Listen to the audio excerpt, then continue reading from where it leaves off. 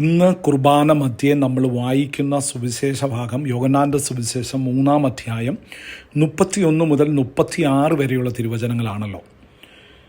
അതിൽ 3-ാം അധ്യായം 31-ാം തിരുവചനം, ഉന്നതങ്ങളിൽ നിന്ന് വരുന്നവൻ എല്ലാവർക്കും ഉപരിയാണ്, ഭൂമിയിൽ നിന്ന് വരുന്നവൻ ഭൂമിയുടേതാണ്, അവൻ ഭൗമിക കാര്യങ്ങൾ സംസാരിക്കുന്നു.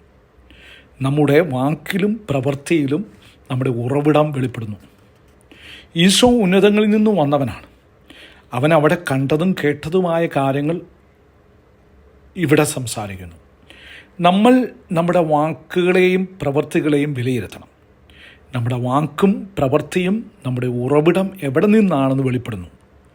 നമ്മൾ സ്വർഗത്തിൽ നിന്ന് വന്നവരാണ്. സ്വർഗത്തിൽ നിന്ന് വന്നവരാണെങ്കിൽ ആ സ്വർഗത്തിൻ്റെ വിശുദ്ധി നമ്മുടെ വാക്കിലും പ്രവൃത്തിയിലും ഉണ്ടാകണം. ഭൂമിയിൽ നിന്ന് വന്നവരുടെ ശൈലിയാണ് വളരെ ഭൗമികമായ കാര്യങ്ങൾ മാത്രം സംസാരിക്കുകയും പ്രവർത്തിക്കുകയും ചെയ്യുന്നത്. നമ്മൾ ക്രിസ്ത്യാനികളും മറ്റുള്ള മതങ്ങളിലുമുള്ളവരുമായി എന്താണ് ഡിഫറൻസ്? വിശ്വസിക്കുന്ന കാര്യങ്ങളിലും വിശ്വാസം ആഘോഷിക്കുന്ന കാര്യങ്ങളിലും ഒരു പക്ഷേ വ്യത്യാസങ്ങൾ ഉണ്ടാകാം.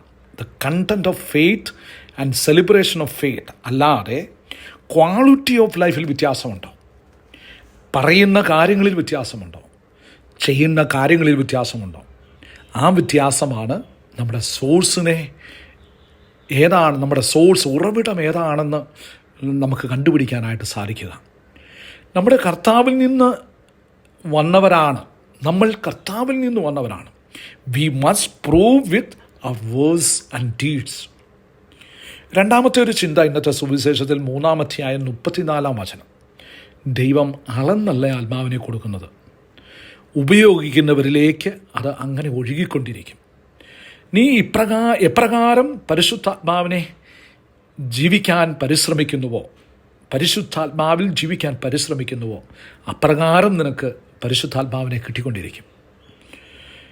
അതുപോലെ 3-ാം അധ്യായം 36-ാം തിരുവചനം, പുത്രനിൽ വിശ്വസിക്കുന്നവന് നിത്യജീവൻ ലഭിക്കുന്നു, എന്നാൽ പുത്രനെ അനുസരിക്കാത്തവന് ജീവൻ ദർശിക്കുകയില്ല, ദൈവകോപം അവൻ്റെ മേലുണ്ട്.